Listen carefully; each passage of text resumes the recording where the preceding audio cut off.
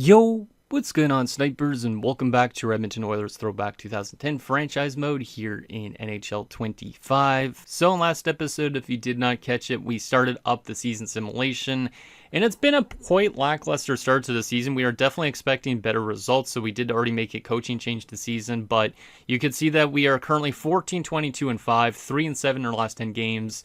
And as you can see also in this matchup portion of the screen, we are dead last in goals for and on the power play. Our power play is only clicked at 6%, and we're only averaging 2.29 goals for per game.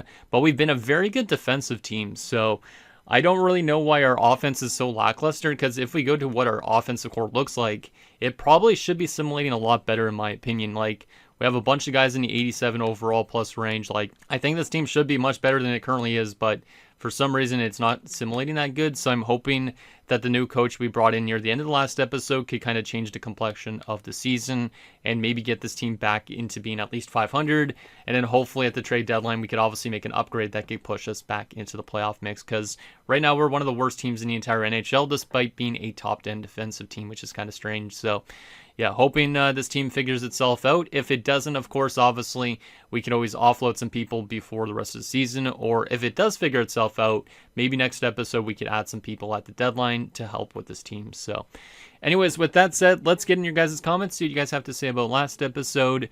And then we will see what this team could do up until the trade deadline. And hopefully they figured themselves out a little bit. So the first comment is from Jeff Braylinski, who says, pick up James Neal. And I don't know if James Neal is really what we need at this point. Obviously, if we are going to add players at the trade deadline, maybe James Neal is somebody we could look into. But right now, I don't think he's much of an upgrade if we went back to the trading block. I don't remember what team he's on at this point, because I think he's moved down and around a little bit. But I don't remember what team he was on, because I know I looked through this trading block in the last episode, but I don't know what team he's moved to at this point. But like I said, I don't think he's going to be really a huge of an upgrade if we did bring somebody like him in, because I don't think he was doing that crazily this season. Let me see if I could find him here. I could go to the player search, but it's probably easier to go to the trading block just because I know he was on the block. But I do not remember what team he was on. That's the only problem. Maybe I actually do have to go to the player search. Yeah, let's go to the player search, make it a bit easier on us.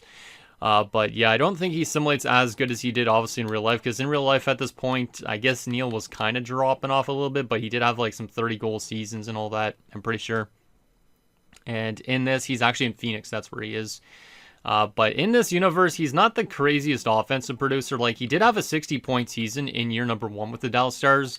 But since then, I don't know if he's been getting a lack of ice time, but he has been pretty bad.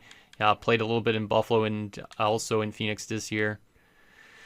Only time he was in the playoffs was year number 1. He was close to point per game. So he's not a bad offensive player, but it seems like he's been definitely underutilized maybe a bit. I'm not too sure on that. His ice time did definitely go down a lot after year number 1, or year number 2 actually, for that matter. So yeah, I'm not too sure if he's exactly what we need.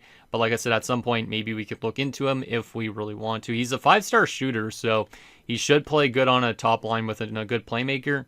Maybe like Cameron or something like that. But right now, I'm not too sure if he's necessarily what I want to bring into this team. So we'll probably wait on that, but it depends on, I guess, on if this team simulates good up until the deadline. Maybe he's somebody we could add. If we don't simulate good, then we'll probably won't look into him at this point in time. Next comment is from Max Efforts, who says, think it's time to cut ties with Eberle unless you feel like you're overpaying for someone who's regressing. And yeah, I'm leaning towards, if we're not good by the trade deadline, maybe Eberle is a candidate to be moved out. The main reason why is because he's been very underperforming this year, and he is a pending UFA. I don't think he's going to want too much as an extension. Like, he has had some okay seasons here, but coming down from 64 points last year, he's only on pace for 32 points this year. He's only on pace for 12 goals as well. Like, he's definitely not been as good as I was expecting. I was expecting maybe a 30-goal season by now.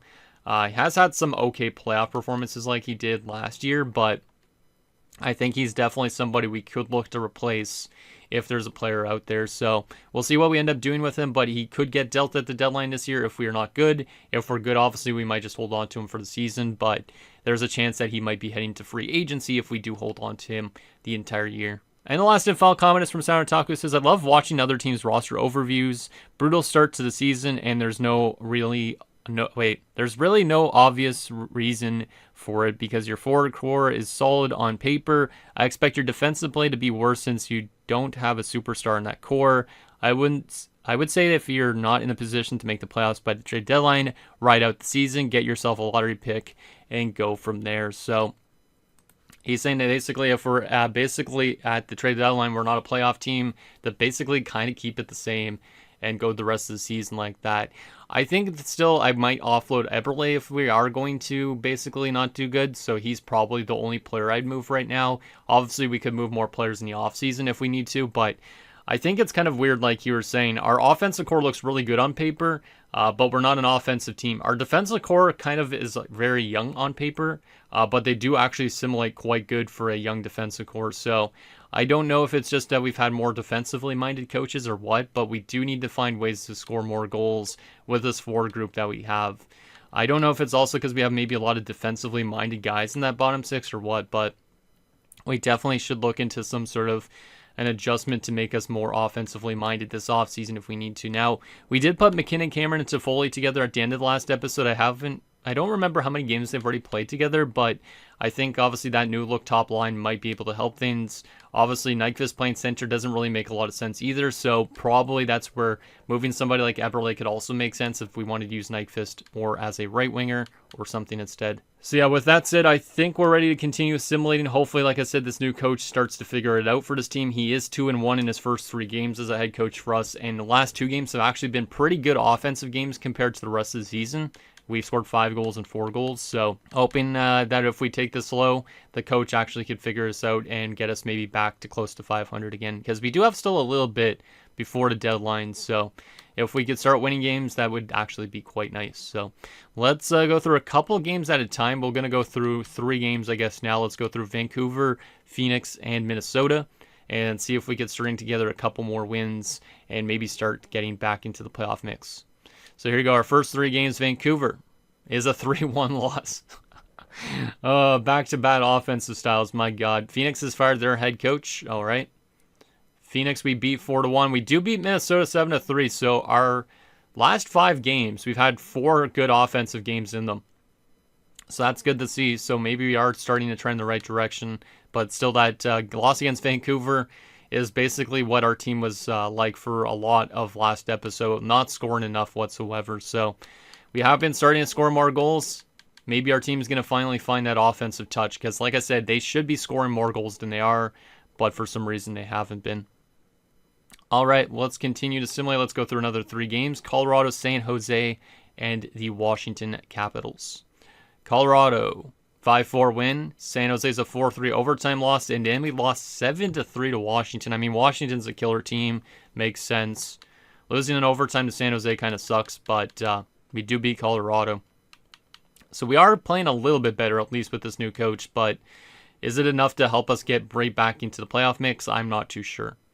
Let's get these last 2 games of the month done. We have Anaheim and Minnesota. Probably winnable games, but it's tough to say. Anaheim is a 5-3 loss. Minnesota is a win 2-0. All right. So 18-25-6 at February the 1st. Still a little bit skeptical with how we've been simulating, because we are definitely still not winning enough. I feel like we might be way out of the playoff mix at this point, but definitely going to keep just riding this team till the trade deadline and seeing if there's anything we could do to maybe make this team better. But at the same time, if we need to offload players to make ours worse a little bit for the rest of the season, that might not be that bad either. So I think we already have replacements anyways in the system for guys like Eberle, so it's not a huge loss if we have to trade away Eberle in the next episode. But we do have a good chunk of games before the deadline, so we could be above 500 by that point in time. So let's see how we do here to start off February. Let's do 3 more games. San Jose, Dallas, and Anaheim. We've been also a really bad road team this season so far too, so hopefully we can figure that out a bit. San Jose is a 3-2 overtime loss. Dallas is a 5-1 win on the road. Anaheim's a 7-2 win on the road. Okay. We are starting to find that offensive touch, I think, a lot more since this new coach has came in. I think it was the old head coach that was just making us too defensive or something. But 5 goals for, 7 goals for. That's at least good to see. Hopefully at least some player stats are improving. And wow, Toronto's still not doing good with their current roster, man. I wonder what that team is up to. They signed Anze Kopitar in the offseason, and they've been very strange. So, yeah, I don't know what that team's like at all at this point, but goddamn. Goddamn. All right. Well, let's continue to simulate. We do have a lot of games against Dallas and Anaheim this month, so maybe that could help us win some games, because Dallas hasn't been good so far, and Anaheim's been around 500. All right, let's continue. Let's go through another 3 games. Toronto, Phoenix, and Dallas. And Moss has been injured with a wrist sprain. He's out till the 20th, so it's not super long term. But that kind of sucks because he's a good young defenseman. Let's go replace player on that. Toronto's a 5-4 win. Nice goal scoring ability there. Phoenix, as Metropolitan has gone down, so that's 2 defensemen go down in the span of a few days. Even though that's going to put in a forward, I'm going to just go replace player for the time being. We do beat Phoenix 3-2. And multiple players are back for this game, which is good. Hopefully, we have a fully healthy defensive core mostly. So, we got to take out Barchi, who was playing defense with Sherdov. That's not ideal. We'll put Moss into that spot. And then it was Metropolitan playing where Safronov was, I think. I can't remember exactly where each of these guys were, but Metro is not even fully healthy yet. But I will still play him, I guess. Yeah, that's fine. All right, so there we go. I can't see what's happening. We did beat Dallas as well. We're on a pretty good streak here. We've won 5 in a row this month, and we're very close to being back to 500. So this team is starting to find that game, and we might honestly be around 500 right around the deadline. So we might be able to make our own decision if we want to continue to go for the playoffs or not. But I don't know where we are in terms of standings at this point. We do have 6 games in hand on a team like the Colorado Avalanche, though. So maybe that could help us get back into the playoff mix if we do beat a lot of teams. We have a lot of games against Colorado too, so maybe our playoff fate is actually in our own hands. Anyways, 3 more games here. We have Minnesota, Anaheim, and Dallas again. Metropolitan's fully healthy, which we already put him in. We beat Minnesota 4-1. Anaheim is a 4-3 shootout. Lost still a point, and there's still another point against Dallas. So 24, 25, and 9 with only 3 games left before the trade deadline. I still don't know really what to make of the season, but I'm glad that the team's starting to figure itself out, at least with the new coach. Because at least that's showing me that this team is a good team. It's just that old coach maybe was the main problem. And I made the mistake of putting him as our head coach at the start of the season. Probably should have kept with our old coach or something. But let's go through this. We have Anaheim, Detroit, and LA. LA is a very good team. Anaheim's doing well. Detroit hasn't been good. So should be able to at least get 1 win out of these 3 games. But let's go to the 29th. Guess it's a leap year. Let's see if we could beat the Ducks. The answer is yes, we can in a shootout. Detroit, we also win in overtime. And we beat a very good LA Kings team 6-1. And now we are above 500 technically. If you don't include overtime losses, we are 27, 25, and 9. Which is not too bad a day before the trade deadline. I think we obviously have to stop simulating at this point. I would go further and get the rest of the season done, but I think I need your guys' opinions on trades and all that stuff, if we are to make any trades, that is. But this might end up being a pretty short episode, but depending on stuff. But let's take an updated look at our individual team stats, see if there's been an update with the stats and all that. So we are still the 5th best defensive team, but we are 24th now in goals for. So we jumped from 30th to 24th. So we are starting to improve offensively. Our power plays also jumped up to 26. So at least they're starting to improve. And we do still have the 2nd best penalty kills. So still elite defensively. Offense still needs work, but it is improving. And maybe the big reason for that is Cameron's up to 64 points now.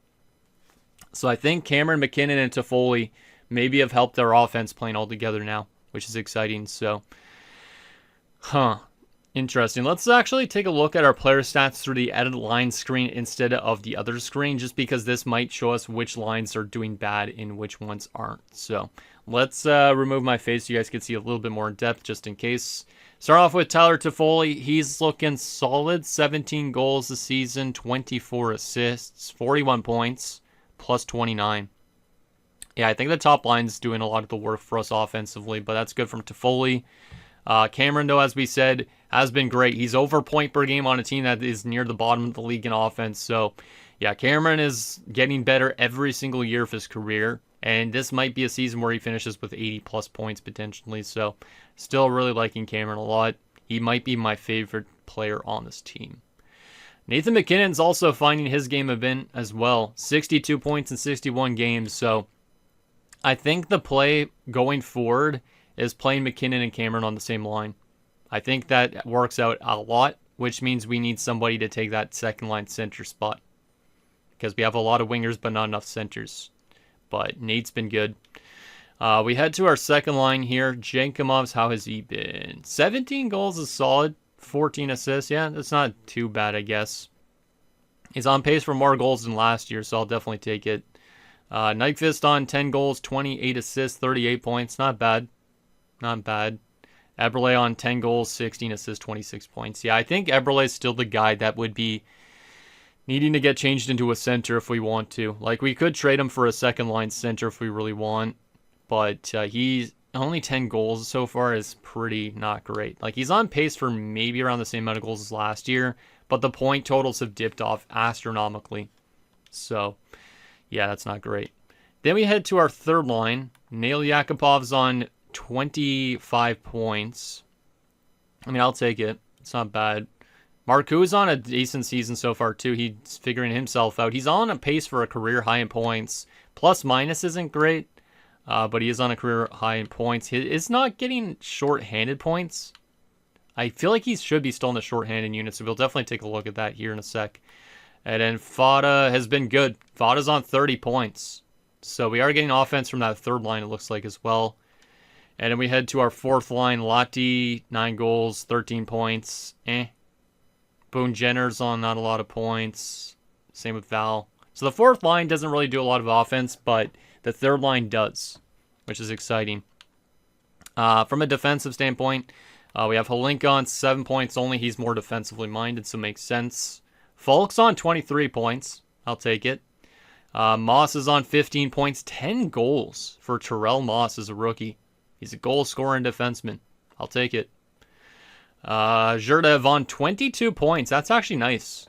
I was not expecting a huge year for Zherdev, but he is doing well offensively. What else we got here? Metropolit's on 12 points.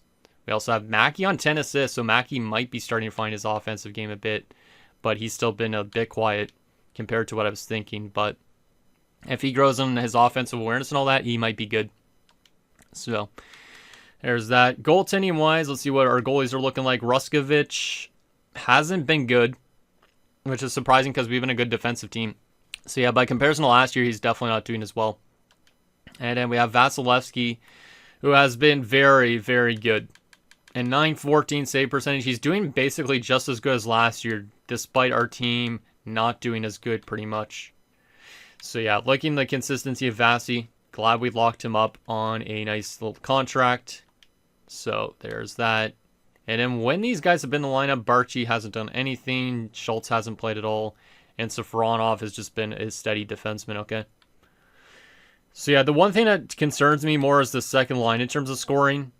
Eberle hasn't been super good. Nyquist has been okay, and Jankumov's has been okay. So maybe the one thing we'd need to look into if we wanted to upgrade our team is finding a new second line center, and we can move Nyquist over to the right wing or left wing, even for that matter. And then Eberle would get moved out. If we go to the HL, there's nobody ready for that spot yet. I mean, Holden's getting close, but he's a left winger. So yeah, we don't really have anybody to take that spot in the AHL yet. So it would have to probably be via trade if we do make one. So, interesting.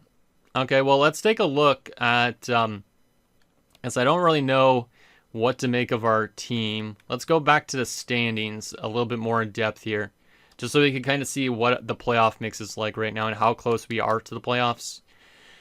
So if we look at the Western Conference as a whole, we are not in a playoff spot, but if we look, we are in 10th place now. We're only 3 points back of a playoff spot with 1 game in hand on those Nashville Predators. But if we sort off points percentage, we are in 10th as well. So we're not too far out of the playoff mix. Not too far. If we make the right moves at the deadline, we could definitely be a playoff team. So I don't think selling makes sense for us. I don't know about making a huge upgrade making sense, but if we are to make an upgrade, it should be in that second line, getting us a centerman and we can move somebody else over to the wing, like Nyquist over to the wing, if we move out Eberle. So let's take a look.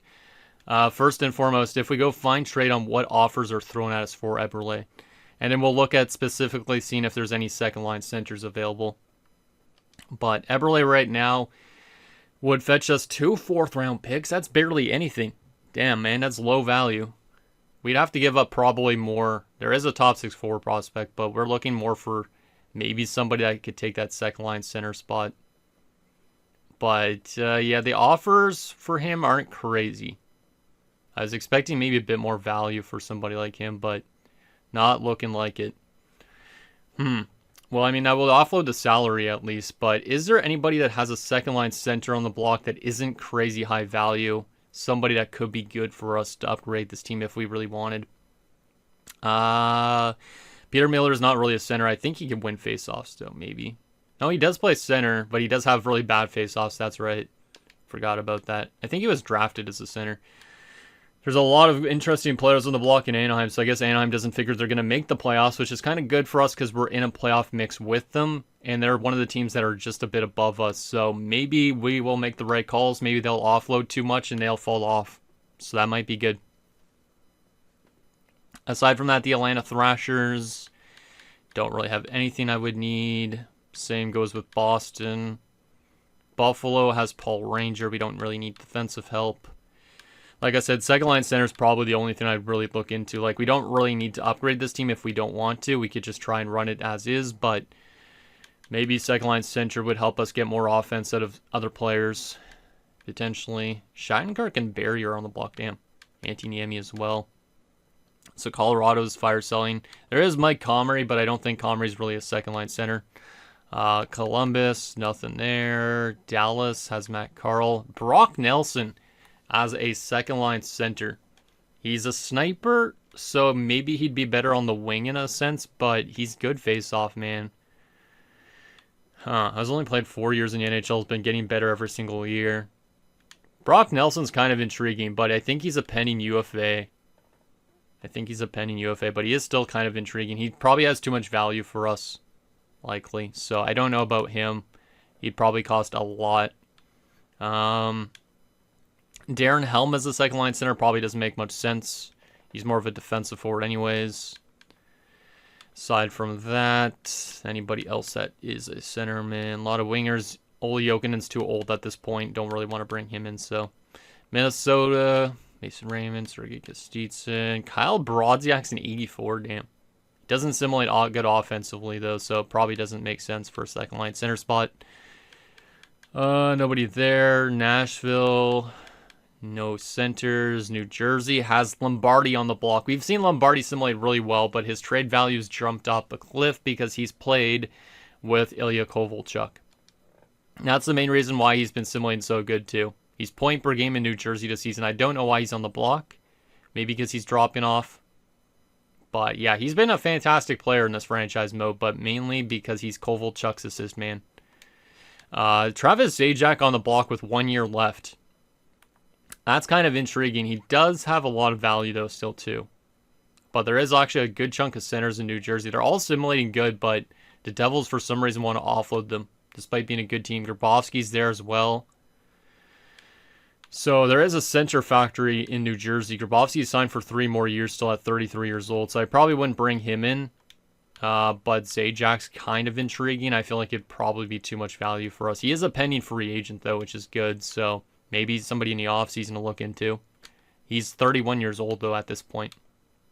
Islanders, Josh Bailey, I think, could win faceoffs, too, right? Yeah, but he's not the craziest. He's a good passer, though. Gilroy, Ryan Wilson, okay. The Rangers, just prospects. Ottawa does not have any centers, except for Steve Ott, which Steve Ott, to me, is not a second-line center. Philadelphia, nope. Phoenix, not really anybody good. Nobody in Pittsburgh, San Jose. Patrick Marleau's on the block with 1 year left. He can take faceoffs, but I don't think I want to take Patrick Marleau from San Jose. His value is not the craziest, but I don't think he's going to be really that great as a second line center. Maybe he could be, but because he's dropped off a lot. So, Let's see. Anybody else intriguing? At this point, I might be just wanting to keep the team the same the rest of the year, but I need you guys' opinions on that. Kyle Wellwood's on the block. He's actually been simulating okay. He's a good face-off taker. He does fit our top 6, but I don't know if he'd really be a top 6 center, being only an 81. And then Washington has nothing. So the most intriguing players to me would be probably Patrick Marleau and Travis Zajac, but I don't know if they're really going to cost us too much or not. Marleau has low value, but I don't think we need to necessarily upgrade into Patrick Marleau because he's not that great of a second-line center right now. Like, he's probably more of a third-line guy. But what would it cost to get somebody like Patrick Marleau? Because he doesn't have a clause, surprisingly. Marleau, no trades found on an open block.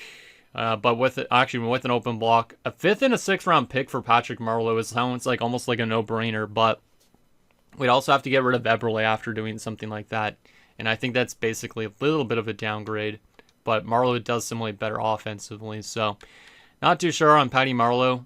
It would be a low-risk type of trade. New Jersey and Travis Zajac, though. This is a really interesting one. What would he cost? A 1st, a 2nd, and Lati. Fada, a 2nd, and a 2nd. Jackman and a 2nd. That's not too bad because Jackman was already 19 when we drafted him. And he's got elite potential. Ma, who is probably 19 as well, I think, or something like that. And a 3rd rounder. And Alto straight up. Definitely wouldn't do Alto. Maybe would lean towards Jackman in a 2nd if we wanted to bring in Zajac. Because like I said, Jackman has the potential to be good. But I think he's already older. Yeah, he's 19. He's jumped up to a 67, though. I think he has grown this season, so maybe he's actually going to be good. But that's still a lot of value for somebody like Zajac, who's a pending free agent. So I don't really know if I would be willing to part ways with Jackman to get Zajac, but it could be intriguing if we really wanted to upgrade that second-line center spot. He doesn't fit our current coach, though. There's also Gerbovsky, but he would cost only a couple 2nd rounders. He's lower risk, but I don't think he fit our team really that well. And aside from that, Matthew Lombardi has a shit ton of trade value. He would cost also a 1st and a 2nd. That's a lot of value. I would never bring in Matthew Lombardi. He's just a merchant because of Kovalchuk. 2 first-round picks, literally for Lombardi, sounds astronomically high. So, yeah, I don't really know if there's a trade to be made, but maybe there is in the next episode. So there's that. I'm trying to think if there's anything else we want to take a look at because we're only 27 minutes into this recording. Don't want this episode to be too short. But wow, I was just looking at the point leaders around the league. That's actually kind of insane to look at. Ovechkin's leading already with 125 points at the trade deadline. And there's a bunch of guys over 100 points right now. And then if you're looking at the goalie wins leader, looks like Washington is absolutely insane this season. Actually, we should take a look at some standings and some stats for fun. Let's add that to this episode just to see who's leading in certain areas. But I think the Washington Capitals are the best team in the league. And the answer to that is yes. They've already clinched a playoff spot by the trade deadline. They are 50-12-4. God damn. And they're averaging 4.29 goals for per game. Great defensive play as well. Them and Pittsburgh are the top 2 teams, but holy crap, the Washington Capitals. They might find a way to win another Stanley Cup in this franchise mode. That's insane. All right, let's take a look at some stats for fun, too. Might as well, while we're at it, add a little bit of an extra time to this episode so you guys don't think that I ended right at the trade deadline. But let's see. Forwards, we saw these leaders. So, yeah, Ovechkin, 125 points already. That's insane. Malkin's up there. Same as Semin, Crosby, Backstrom. Justin Williams, Patrick Kane. So 3 of the point leaders in the league are Washington Capitals, and 3 of the point leaders in the NHL that over 100 points as well are in Pittsburgh. Only one of them is in Chicago. So yeah, Pittsburgh and Washington probably will meet up in the conference finals, my guess, based on that. And there's already a lot of guys over 50 goals as well this season. Jesus Christ. The fact that Ovechkin's over a goal a game, that's insane. Let's look at some fun stats, too, just to add some extra time. See, like, who's leading shorthanded goals. Adam Henrique, 3 shorthanded goals, shorthanded points. Nathan Gerbe. Interesting. Anybody have a crazy amount of fights? Jared Bowl. Not really a surprise. He has 10 more fights than BJ Crombeen. Wow. Okay. Best defenseman in terms of points so far is Chris Letang, 57 points. Pietrangelo up to 53.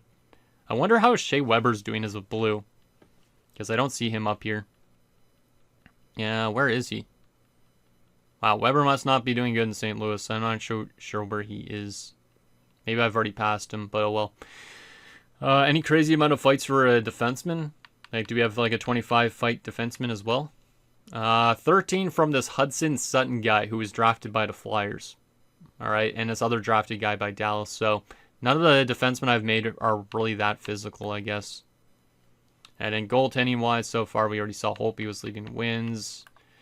Ullmark's already got 7 shutouts. God damn, man. He's insane. Some fun stats, man. Very fun stats. Any goalie goals so far? No. Most assists so far is 4 from Danielson, our former goalie. Interesting. Best rookie so far this season is Nikita Gusev in Tampa with 45 points. All right. Okay, so there's some random stats just for fun. I am curious also, like I said, I did mention about potentially checking if Marcoux is on our penalty kill. I feel like he should be on our penalty kill, but he doesn't have any shorthanded points. So let's double check that he's on our penalty kill. He is. He's just not picking up shorthanded points this year. That's surprising. He's our shorthanded legend, but at least he's on a very, very cheap contract. $940,000 for 7 years. I'll take it. I'll definitely take that. Let's take a look at the AHL player stats as well, because we didn't do that, I guess, in this episode. Kind of just curious on how Alto's doing now. We did take a look at it in last episode, but holy crap. Okay, AHL team is cruising. 45, 14, and 6. At least that's good for the future. Holden's over point per game. So I think Dale Holden definitely needs to make the NHL next year as a top 9 player, which means Eberle would be even more expendable potentially. Brock McGinn's been good. Alto's on 52 points as a rookie. Very nice on that. He is more of a playmaker, so we'd have to put him probably in that second line spot. Eventually he could take Nyquist's job maybe. Lowry on 47 points as a top 6 prospect as well. Yeah, liking the way the AHL team's looking in terms of stats. Like to see it. Esposito's only got 18 penalty minutes now. Damn. And then goaltending, McClement's got a .914 save percentage. Dorsett's got a .925 and 5 shutouts in 18 games. Yeah, the AHL team has been fantastic, which is great, at least for the future of this team. And it's good to see that the NHL team is actually improving a bit too. I actually did want to take a look at more in depthly here at our player stats in the NHL. I want to look at the plus minuses again. Yeah, the top line has definitely been the main reason why we're scoring more goals. Their plus minus is fantastic. Everybody else is like negative, which is kind of insane. So, all right. And then from a defensive standpoint, yeah, it's the guys that are on the top 2 that are good defensively. So, we're getting offense from the top line, but nowhere else as much. Alright, is there anything else I wanted to take a look at? I don't think so. I do not think so. Actually, let's take an updated look at the draft class. Which picks do we have this year again? We have 3 third-round picks, 2 second-rounders, and our own first. We do have multiple fifths as well. No 6th-round pick this year. Alright. Let's just briefly see what this draft class is looking like in terms of names. Alright. We're probably going to, if we make the playoffs, we're going to be drafting later. If we actually make the playoffs, or don't make the playoffs, though, we could obviously be drafting one of these guys higher up. But just want to see if there's anybody worth pinning so far. Is there any guys worth pinning so we could potentially take them in this year's draft? No guarantees yet. Okay, that's fine. That's fine. There is a gem here in Peckham. Supposed to go 7th round, so maybe I'll pin him just because he's a gem. Aside from that, I think that's going to do it, guys, for this episode of Edmonton Oilers Throwback 2010 Franchise Mode. So in next episode, we'll take it to the 2017 trade deadline, and we'll simulate the rest of the season. We'll see what this team finishes like. Obviously, it depends on what we do in terms of trades, if we're going to offload Eberle, if we're going to turn him into something else, or if we're just going to keep the team the same and see how it simulates the rest of the year. But we are starting to find ourselves back into the playoff mix, so I think our team can make it. It's just all about whatever we do at the trade deadline. That's going to impact us a little bit more. So, I'll see that below, and I'll see you guys next time.